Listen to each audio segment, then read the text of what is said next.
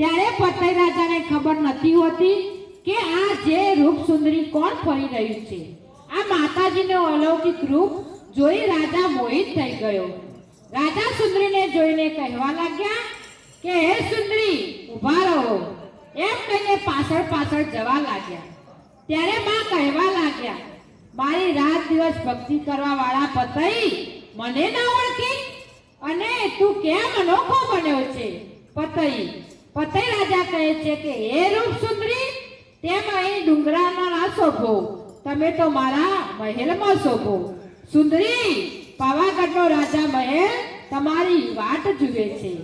માં પતઈને કહે છે માં માગે તે આપો, તું કહે તો રીતિ સીધીના ભંડાર ભરી દઉં, અરે તું કહે તો ઘોડાની દમસાણ આપી દઉં, અરે તું કહે તો હાથી ઝૂલતા આપી દઉં, અરે તું કહે તો ખેલું ગુજરાત આપી દઉં. પણ પતઈ રાજમહેલમાં લઈ જવાની જીદ તું છોડી દે.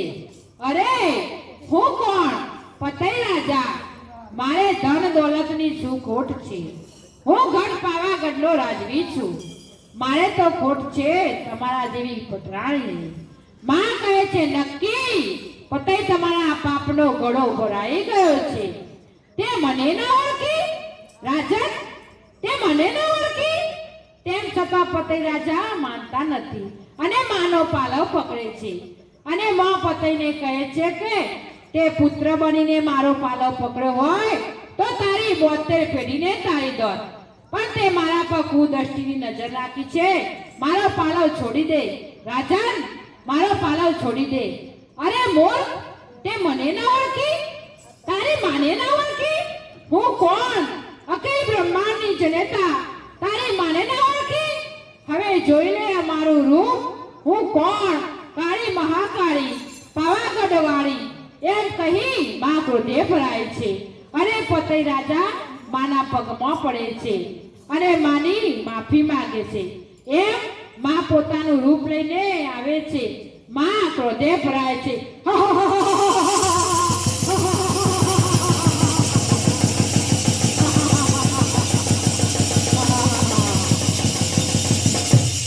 આમ પતઈ માની માફી માંગે છે અને આમ મહાકાળીનો ગરબો રચાય છે. બોલો મહાકાળી મહાશક્તિ જય. હેડો માં ઉતાવળો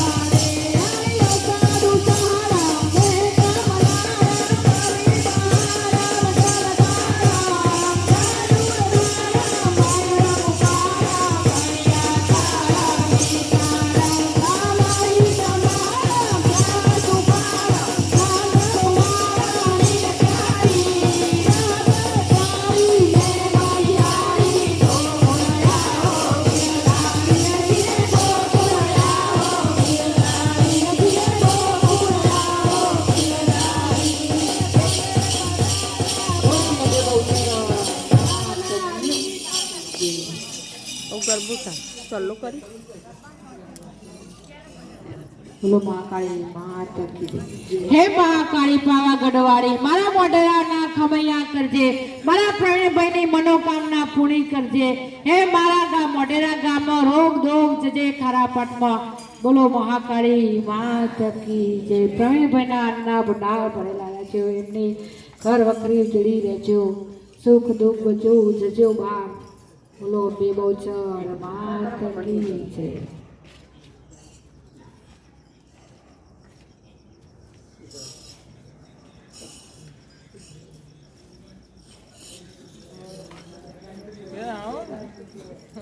ગરબો ઉતરા